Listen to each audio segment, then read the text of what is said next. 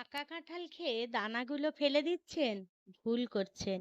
Protein ও পুষ্টিতে ভরপুর সাধারণ কাঁঠাল দানা একটু জাদুকরি ছোঁয়ায় বানিয়ে ফেলা যায় অসাধারণ সুস্বাদু পদ। রান্নার জাদুতে এই অবহেলিত দানা হয়ে উঠতে পারে আপনার দুপুরের পাতের সেরা আকর্ষণ। কাঁঠাল বীজের এই রান্নাটি বাড়িতে একবার বানালে আঙুল চেটে খাবে বাড়ির ছোট থেকে বড় সবাই।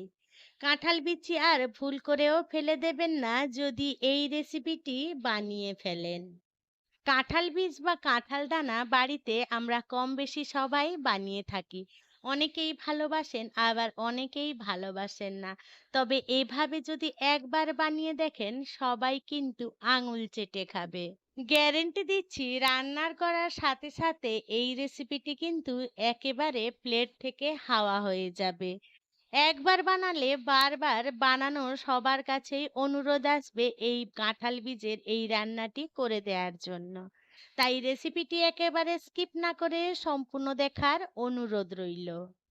নমস্কার বন্ধুরা, জি কুক চ্যানেলে আপনাদের সবাইকে স্বাগত জানাই। চলুন শুরু করছি।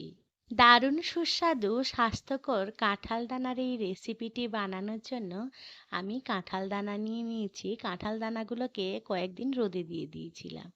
প্রথম পর্যায়ে আমরা কাঁঠাল দানার উপরের যে শক্ত অংশটা থাকে সেগুলোকে খুব সুন্দরভাবে ছাড়িয়ে নেব। এইভাবে ছুরিতে কেটে ছাড়িয়ে নিতে পারেন, কিংবা গোটা গোটাও আপনারা রেখে ছাড়িয়ে নিতে পারেন। কাঁঠাল দানার পরিমাণ আপনারা যেভাবে বানাবেন সেইভাবে কাঁঠাল দানার পরিমাণটা বাড়িয়ে বা কমিয়ে নেবেন। আমি বেশ আমার মতন করে কাঁঠাল দানার পরিমাণটা নিয়ে নিয়েছি। আজকের এই কাঁঠাল দানার রেসিপিটি যদি কোনো নতুন বন্ধু দেখে থাকেন, আমার এই ক্ষুদ্র চ্যানেলটিকে সাবস্ক্রাইব করে আমার পাশে থাকার জন্য অনুরোধ করছি। আর পাশে থাকা বেল আইকনটি অবশ্যই প্রেস করে রাখবেন। যখন আমি নিত্য নতুন কোনো রেসিপি দেবো, সবার আগে খুব সহজেই নোটিফিকেশান আপনাদের কাছে খুব সহজেই পৌঁছে যাবে। কথা বলতে বলতে কাঁঠাল দানার উপরের অংশটা, অর্থাৎ উপরের খোলাটা খুব সুন্দরভাবে ছাড়িয়ে নিয়েছি। দেখুন, আমি কয়েকটা দেখিয়ে দিলাম, বাকিটা অফ ক্যামেরায় ছাড়িয়ে নিয়ে নিয়েছি। আমি ঠিক এতটা পরিমাণ কাঁঠাল দানা রেসিপিটি বানাবো। এবারে কাঁঠাল দানাগুলোকে জল দিয়ে বেশ ভালো করে ধুয়ে পরিষ্কার করে নেব। তার জন্য একটা বড় গামলাতে জল নিয়ে নিয়েছি। ছাড়িয়ে রাখা কাঁঠাল দানাগুলো খুব ভালো করে ধুয়ে নেব। তবে আমি এখানে পুরোটাই ছাড়িয়েছিলাম, বেশ অনেকটা পরিমাণে, এতটা বানাবো না, আমি অন্য রেসিপিতে ব্যবহার করব, তাই কাজটা একসাথেই সেরে রাখলাম। আগে যে পরিমাণটা দেখালাম সেই পরিমাণ অনুযায়ী আমি কাঁঠাল দানাটার এই রেসিপিটি বানিয়ে দেখাবো। দেখুন, ঠিক আমি এতটা পরিমাণে নিয়ে নিয়েছি। আগেই বলেছি আপনারা আপনাদের প্রয়োজন মতন নিয়ে নেবেন। এবারে কাঁঠাল দানাগুলোকে বেশ আধ ঘন্টা মতন ভিজিয়ে রেখে দিয়েছিলাম।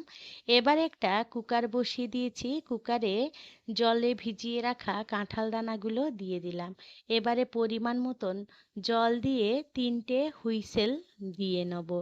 দিয়ে এবারে আমি ফিরে আসছি। দেখুন, কাঁঠাল দানাগুলো খুব সুন্দরভাবে সেদ্ধ হয়ে গেছে। এবার এই কাঁঠাল দানাগুলোকে একটা ঝুড়িতে ছেঁকে নেব, অর্থাৎ জল ঝরিয়ে নেব আর ঠান্ডা করে নেব। ঠান্ডা হয়ে গেলে এই কাঁঠাল দানাগুলোকে ছোট মিক্সির গ্রাইন্ডার জারের মধ্যে দিয়ে একটা দরদরা টাইপের পেস্ট করে নেব। খুব বেশি ফাইন পেস্ট করব না, 2-4 বার ঘুরিয়ে নিলেই হয়ে যাবে। আমি 2-3 বারের মতন ঘুরিয়ে নিয়েছিলাম। এই কাঁঠাল দানার পেস্টটাকে আমি একটা থালার মধ্যে ঢেলে নেব। আপনারা চাইলে শিলনোড়াতেও এই কাজটা করে নিতে পারেন, তাতে কোনো রকম অসুবিধা নেই। দেখুন, একটু দরদরা টাইপের করে নিয়েছি। এবারে এখানে দিয়ে দেবো 3 থেকে 4 টেবিল স্পুনের মতন ছাতু, আর দিয়ে দেবো স্বাদ মতো নুন, পরিমাণ মতন হলুদ গুঁড়ো, কালারটা ভালো আসার জন্য কাশ্মীরি লাল লঙ্কা গুঁড়ো 1/2 চামচ মতন দিয়ে দিলাম। এবারে দিয়ে দিয়েছি 1 চামচ মতন জিরে গুঁড়ো আর ভাজা মশলা গুঁড়ো, আর দিয়ে দেবো বেশ খানিকটা পেঁয়াজ কুচি, আর দিয়ে দেবো কাঁচা লঙ্কা কুচি। ঝালটা যেভাবে খাবেন সেইভাবেই আপনারা ঝালের পরিমাণ মতন দিয়ে দেবেন। এবারে সমস্ত উপকরণগুলোকে বেশ হাত দিয়ে মেখে নিতে হবে। যদি ছাতু দরকার হয় তাহলে ছাতু দেবেন, তবে আগে একেবারেই জল দেবেন না। আর যদি খুব বেশি শুকনো হয় তাহলে সামান্য একটুখানি জলের ছিটেটা দিয়ে দেবেন। আমি জল দিতে গিয়ে একটু বেশি পড়ে গেছিল, জলটা ফেলে দিয়ে শুধু জল হাত দিয়ে একটুখানি মেখে নিচ্ছি। যেমন আমরা আটা মাখি ঠিক সেইভাবেই আমাদের এই ডোটাকে মেখে নিতে হবে। ডোটাকে এরকম শক্ত শক্ত করে মেখে নিতে হবে, যাতে একটা এরকম মুঠো করলে এর একটা শেপ আসে। ঠিক এইভাবেই মেখে নিতে হবে। দেখুন, এই রকম ভাবে গোল গোল করে এক কাটলেটের মতন শেপ দিয়ে নেব। আপনারা চাইলে এখানে একটু তেল হাত করেও করে নিতে পারেন, তবে আমি এটা ডাইরেক্ট এইভাবেই করে নিচ্ছি। করে সেই থালার পাশেই রেখে দিচ্ছি। আমার খুব তাড়া ছিল জানেন তো, তাই আমি আলাদাভাবে রেখে আর আপনাদের দেখাতে পারলাম না। ভিডিওটা হয়তো একটু দেখতে খারাপ লাগছে, কিন্তু কিছু করার নেই। আমরা গৃহিণীরা তো অনেক সময় আমাদের ভিডিও করতে অনেকটা টাইম লেগে যায়, আর বাকি সংসারের কাজও করতে হয়। তাই তাড়া ছিল। দেখুন, আমি থালার পাশে রেখে কাটলেটের শেপগুলো আপনাদেরকে দেখিয়ে দিলাম। এইভাবেই কাটলেটের শেপগুলো দিয়ে নেবেন। আমি একটু চ্যাপ্টা চ্যাপ্টা করে বানিয়ে নিয়েছি। এবারে রান্নার জন্য গ্যাসে কড়াই বসিয়ে দিয়েছি। কড়াইটা গরম হয়ে গেলে তাতে 1 টেবিল স্পুনের মতন সর্ষের তেল দিয়ে দেবো। অবশ্যই এই রান্নাটা সর্ষের তেলে করব। তেলটা দিয়ে কড়ার চারদিকে একটু ছড়িয়ে নেব। আপনারা চাইলে এখানে ননস্টিকের প্যানও ব্যবহার করতে পারেন। এবারে এই গরম তেলের মধ্যে কাটলেটগুলো এক এক করে ছেড়ে দেবো। আর এখানে গ্যাসের ফ্লেম একেবারে লোতে রেখে এই কাটলেটগুলো ভাজা করে নেব। প্রথমেই বলেছি আমার আজকে না খুব তাড়া ছিল, তাই কড়াতে বেশি পরিমাণে দিয়ে আমি কাটলেটগুলো ভেজে নিচ্ছি।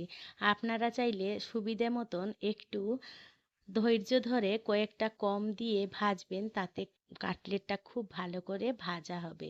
এবারে গ্যাসের ফ্লেম একেবারে লোতে করে কাটলেটগুলো একটা পিঠ হওয়া পর্যন্ত এইভাবেই লাল লাল করে ভেজে নিতে হবে। গ্যাসের ফ্লেম একেবারে কিন্তু এখানে হাইতে রাখা যাবে না, তাহলে এই কাটলেটটা খেতে মোটেও ভালো লাগবে না। তাই দেখুন, আমি উল্টে পাল্টে যতক্ষণ না একটা সুন্দর সোনালী কালার আসছে ততক্ষণ কিন্তু ভাজা করে নেব। এই কাটলেটটা গরম গরম ডাল ভাতের সাথে যেমন খেতে ভালো লাগবে, সন্ধেবেলা চায়ের সাথেও না দুর্দান্ত লাগবে। আমি এটা ভাজার সাথে সাথে আমার বাড়ির ছেলেরা এইগুলো খেতেই শুরু করে দিয়েছিল, তাই বললাম রান্না করার আগেই এটা শেষ হয়ে যাবে। আপনাদের কাছে অনুরোধ রইল, অবশ্যই এইভাবে একবার কাঁঠাল দানার কাটলেট বানিয়ে দেখবেন। আর যদি আমার মতন করে বানিয়ে থাকেন তাহলে তো অবশ্যই খেয়ে কমেন্ট করে জানিয়ে যাবেন আজকের এই কাঁঠাল দানার রেসিপিটি আপনাদের কেমন লাগলো। আমি এক এক করে কাঁঠাল দানার এই কাটলেটগুলো ভেজে নিয়েছিলাম, আর দেখুন পরিবেশনও করে নিচ্ছিলাম। বন্ধুরা, আজকের এই কাঁঠাল দানার রেসিপিটি যদি আপনাদের কাছে কোনো অংশে একটুও ভালো লেগে থাকে, ছোট্ট একটা লাইক করে দেবেন। আপনাদের এই ছোট্ট ছোট্ট লাইক আমাকে অনেক ইন্সপায়ার করে নিত্য নতুন রেসিপি বানানোর জন্য। আর যদি খুব বেশি ভালো লেগে থাকে, বন্ধু বান্ধব কিংবা প্রিয়জনদের সাথে শেয়ার করে তাদেরও দেখার সুযোগ করে দেবেন। এই একই পদ্ধতি অবলম্বন করে আমি সমস্ত কাটলেটগুলো ভেজে নিয়েছিলাম। বন্ধুরা, আমার সাথে থেকে পাশে থেকে এতক্ষণ আপনাদের মহামূল্যবান সময় দিয়ে আজকের এই কাঁঠাল দানার রেসিপিটি দেখার জন্য আপনাদের সকলকে জানাই অসংখ্য অসংখ্য ধন্যবাদ। আপনারা ভালো থাকবেন, সুস্থ থাকবেন। দেখা হবে পরের কোনো নিত্য নতুন রেসিপিতে।